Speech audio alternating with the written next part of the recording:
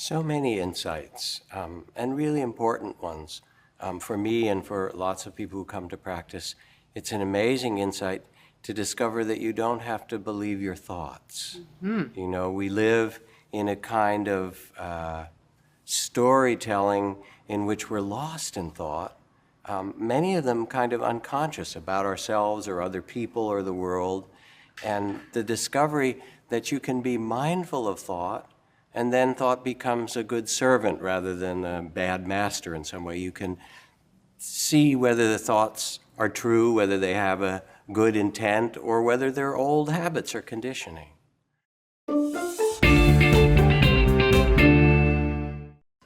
It never hurts to see the good in someone. They often act the better because of it.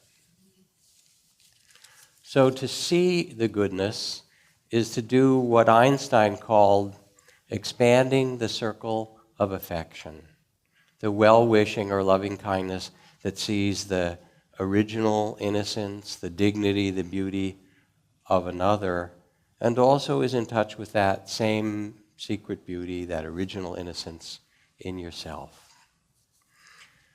When you reflect, remember a day when you felt a lot of love. Maybe you were in love, remember that?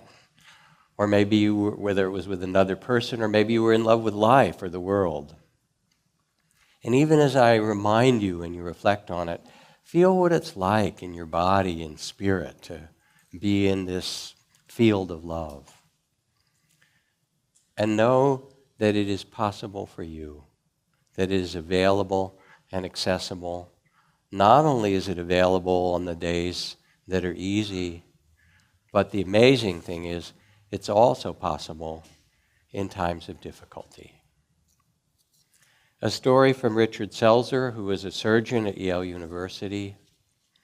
He writes, "I stand by the bed where a young woman lies, her face post-operative, her mouth twisted in palsy, clown-like, a tiny twig to the facial nerve, the one to the muscles of her mouth has been severed. She will be this way from now on. The surgeon had followed with religious fervor the curve of her flesh, I promise you that. Nevertheless, to remove the tumor in her cheek, I had to cut the little nerve." Her young husband is in the room. He stands in the lamplight next to her as the young woman speaks. "Will my mouth always be like this?" she asks, twisted. "Yes," I say, "it will. It's because the nerve was cut." She nods, is silent, but the young man smiles. "I like it," he says. "It's kind of cute." And all at once I know who he is. I understand and lower my gaze, for one is not bold in an encounter with the gods. And unaware of my presence, he bends to kiss her crooked mouth, and I so close, I can see how he twists his own lips to accommodate to hers, to show her that their kiss still works.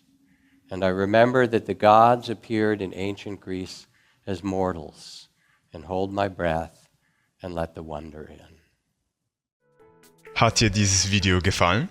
Gib uns ein Zeichen und lasse einen Daumen nach oben da. Bist du interessiert an weiteren solchen kostenlosen Videos? Dann abonniere unbedingt unseren Kanal und drücke die Benachrichtigungsglocke, denn nur so stellst du sicher, dass du kein weiteres Video verpasst. Danke dir und bis zum nächsten Video.